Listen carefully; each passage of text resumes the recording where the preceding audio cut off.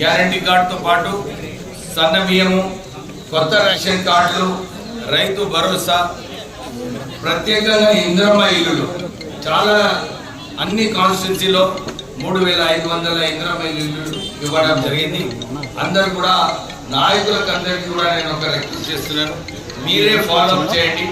ఎవరైతే అనర్హత ఉన్నారో వాళ్ళందరికీ కూడా ఏదో ఒక సాయం చేసి మనము వారికి ఇల్లు బేస్మెంట్ వరకు కట్టేది అవసరం ఉన్నది. ఎందుకంటే మా చాలా చోట్ల నేను మెదక్ ఇన్ఛార్జ్ ఉన్నాను, చాలా మటుకు ప్రజలందరూ కూడా బేస్మెంట్ వరకు కట్టుకోవడం జరిగింది. రాష్ట్ర ప్రభుత్వం ఇమ్మీడియట్లీ నిధులు వారికి అకౌంట్లో వేయడం జరుగుతుంది.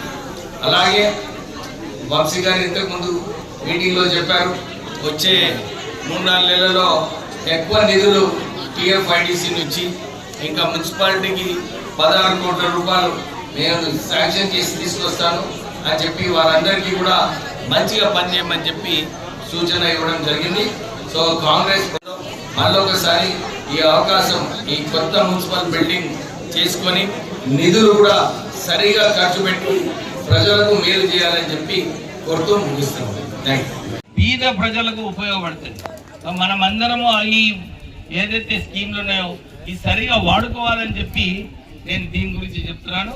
కానీ ప్రత్యేకంగా మనమందరము ఏదైతే అంబేద్కర్ గారిని మన దేవుడు అనుకుంటామో, మన రోల్ మోడల్ అనుకుంటామో, మనం వారి స్ఫూర్తి తీసుకొని మనమందరం కూడా మన హక్కులు కొట్లాడుకోవాలి. మనం ఎట్లయితే అంబేద్కర్ గారు ఎదిగినారో మనమందరం కూడా అట్లనే ఎదగాలని చెప్పి మీ అందరితో కోరుతూ మళ్ళొకసారి జై భీమ్ చెప్తూ ముగిస్తున్నాను.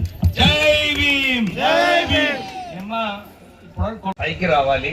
ఇవన్నీ కూడా ఆలోచించి డాక్టర్ బిఆర్ అంబేద్కర్ గారు మన కోసం చాలా త్యాగాలు చేయడం జరిగింది. మీరందరూ కూడా ఈ విషయం గమనించాలి. ఇంత ఆ రోజులలో కుల వివక్ష ఉన్నప్పటికీ కూడా వారు 23 డిగ్రీలు సంపాదించిందన్నమాట. అంటే విదేశాలలో పోయి అక్కడ కూడా మొదటి స్థానం వచ్చి లండన్ స్కూల్ ఆఫ్ బిజినెస్ లో ఏకైక వ్యక్తి అన్నమాట, భారతీయుడు. ఆ రోజులలో లండన్ లో పాస్ అయిన వ్యక్తి డాక్టర్ బిఆర్ అంబేద్కర్ గారు. ఇప్పుడే మా మిత్రులు వంశీకృష్ణ గారు, రాజేష్ గారు వారిద్దరు కూడా ఇదే చెప్పినారు. డాక్టర్ అంబేద్కర్ గారు రాజ్యాంగం రాసినారంటే కేవలం విద్య. ఆ రోజులలో వారు ఒకటే ఒక ఆలోచనతో, నేను మంచిగా చదువుకున్నప్పుడే నాకు గౌరవం వస్తుంది,